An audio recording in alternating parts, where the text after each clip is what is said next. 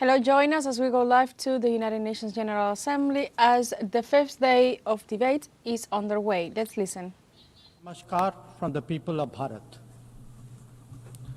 We are gathered here 8 decades since the founding of this unique body. The UN Charter calls on us not just to prevent war, but to build peace. Not just to defend rights, but to uphold the dignity of every human being.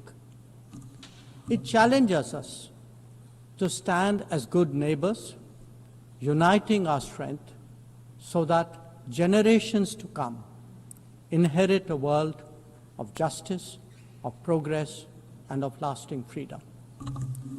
Madam President, forces unleashed by history since the founding of the UN propelled this body forward. As decolonization advanced, the world began to return to its natural diversity. The membership of the United Nations quadrupled, and the organization's role and remit grew significantly. In the era of globalization, its agenda evolved even further. Development goals took center stage, even as climate change emerged as a shared priority. Trade acquired greater prominence, while food and health access were recognized as essential to global well-being. Where security was concerned, the UN undertook peacekeeping operations and promoted disarmament discussions. As a result, the UN became a natural platform to debate key global issues. Madam President, we must ask ourselves today, how has the UN lived up to expectations? And just look at the state of the world. There are two significant conflicts underway, one in Ukraine and the other in the Middle East, West Asia. Innumerable other hotspots don't even make the news. The slow progress of the SDG Agenda 2030 presents a sorry picture. On climate change, the reality is of recirculated commitments and creative accounting. If climate action itself is questioned,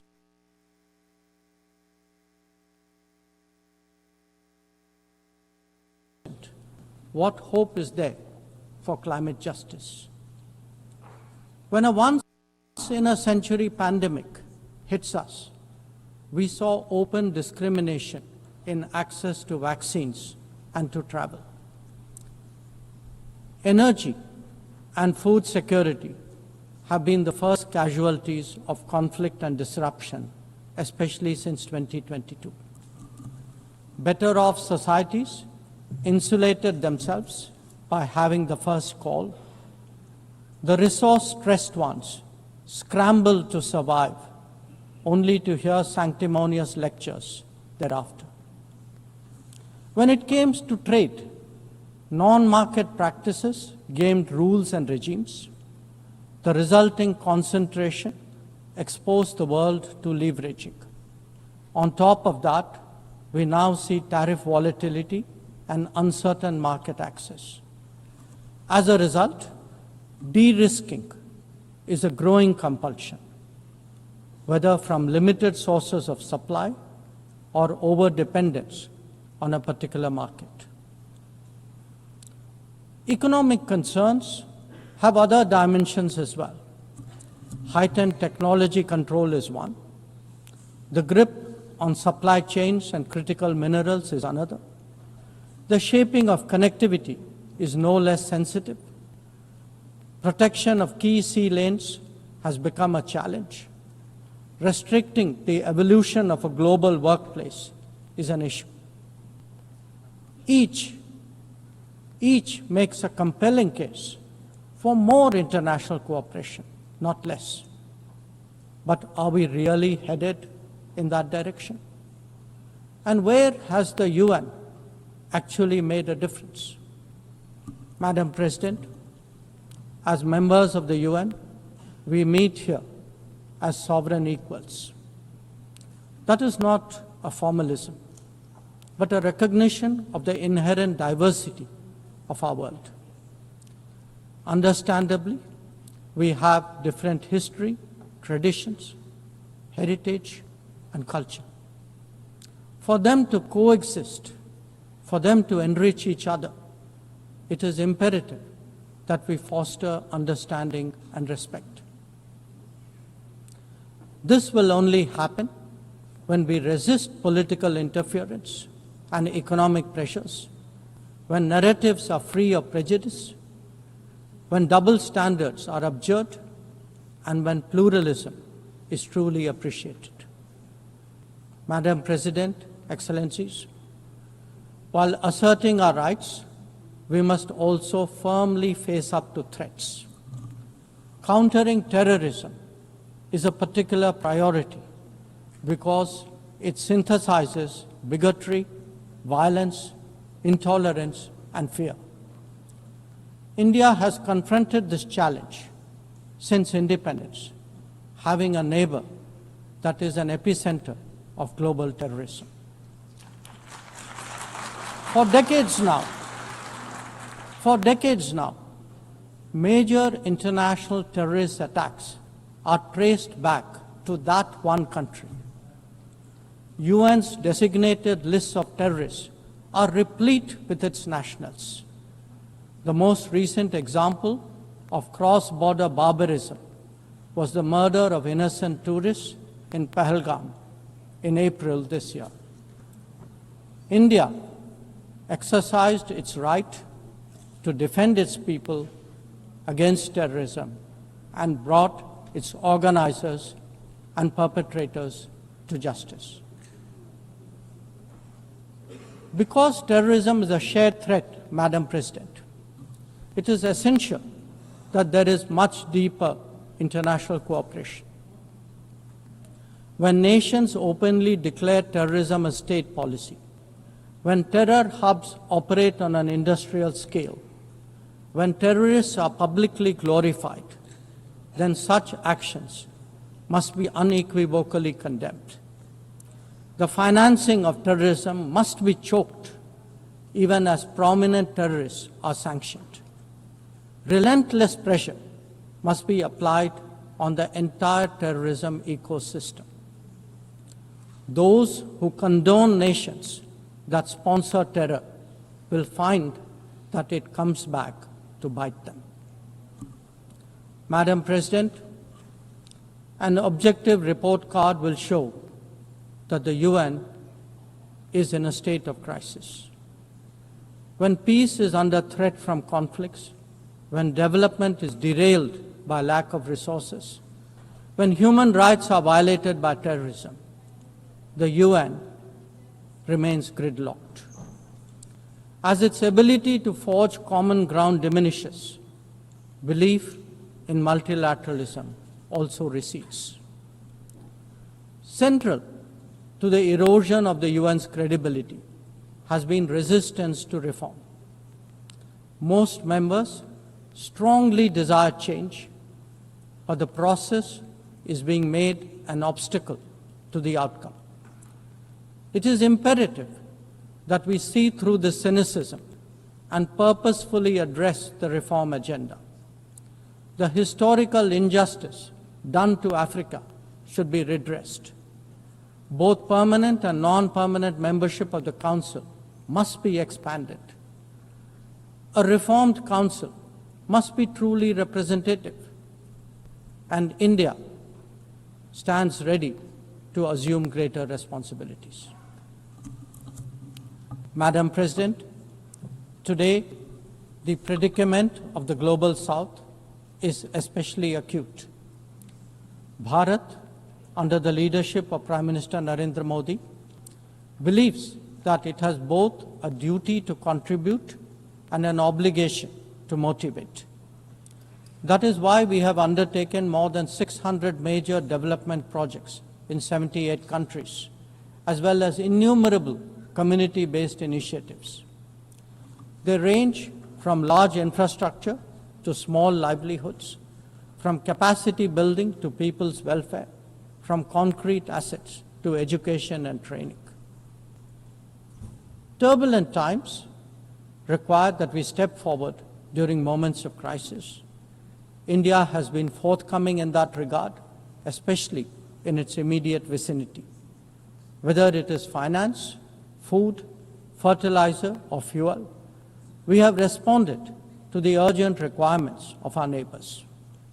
Madam President, climate events and conflicts have created a demand for HADR assistance.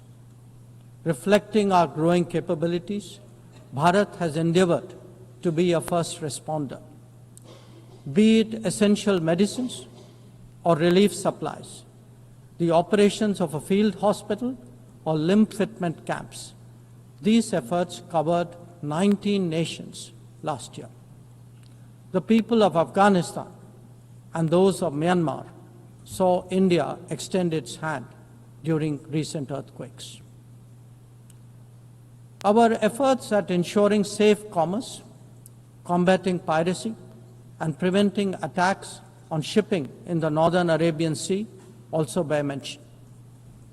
And the Indian tradition of UN peacekeeping operations continues in the Democratic Republic of Congo, in Western Sahara, Central African Republic, Golan Heights, Cyprus, Lebanon, Abyei, South Sudan, and Somalia. To put it clearly, our soldiers ensure peacekeeping, our sailors protect maritime shipping, our security counters terrorism, our doctors and teachers facilitate human development the world over, our industry produces affordable products, our techies promote digitization, and our training facilities are open to the world. These remain the core of our foreign policy. Madam President, each one of us has the opportunity of contributing to peace and prosperity. In the case of conflicts, especially Ukraine and Gaza, even those not directly involved have felt its impact. Nations who can engage all sides must step up in the search for solutions. India calls for an end to hostilities and will support any initiative that will help restore peace. The last decade in Bharat has also seen transformative changes due to the vision of Prime Minister Modi. Our digital public infrastructure has redefined governance and enabled delivery of public services on an unprecedented scale. Our startup ecosystem, innovation culture, and microfinance are changing the face of society. Our rapidly growing infrastructure facilitates both ease of doing business and ease of living for citizens. India remains committed to sharing its experiences and tools with others on their journey of development. Artificial intelligence as a horizontal and cross-cutting technology has a particular promise for development. India's approach is to harness it responsibly for human welfare. Inclusion and impact will be the watchwords for the summit that India will host in 2026. Madam President, Bharat approaches the contemporary world guided by three key concepts. One, Atmanirbharta, or self-reliance. That means developing our own capabilities, building our own strengths, and nurturing our own talent.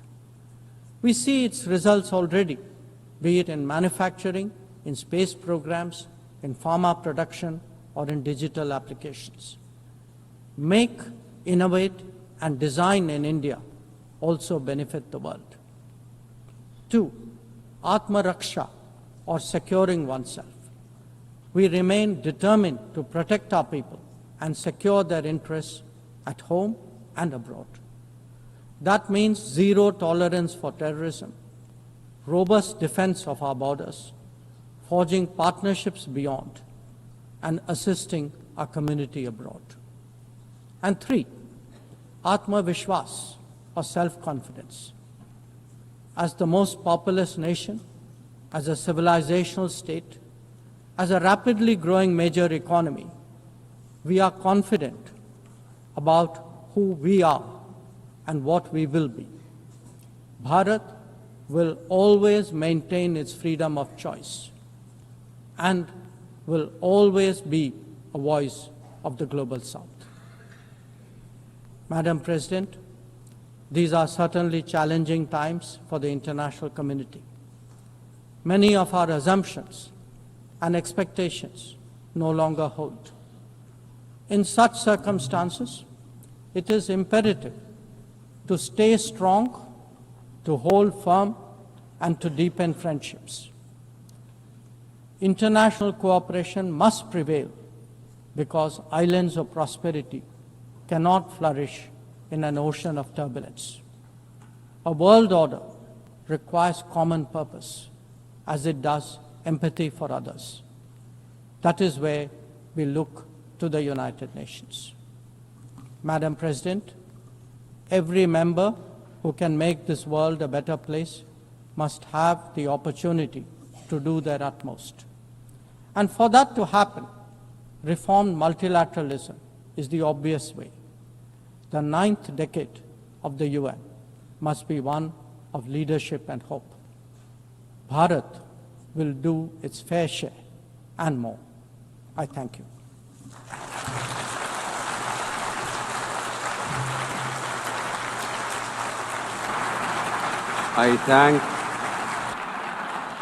I thank the Minister. We are live to the United Nations General Assembly on its 5th day of debates, listening to the intervention of the Indian Foreign Affairs Minister Subrahmanyam Jaishankar, as he referred to the role that must be played by the United Nations to solve the Middle East crisis, the genocide in Palestine, and also to face the double standards of Western powers regarding this conflict. This is all for the moment, but stay tuned with teleSUR English for more.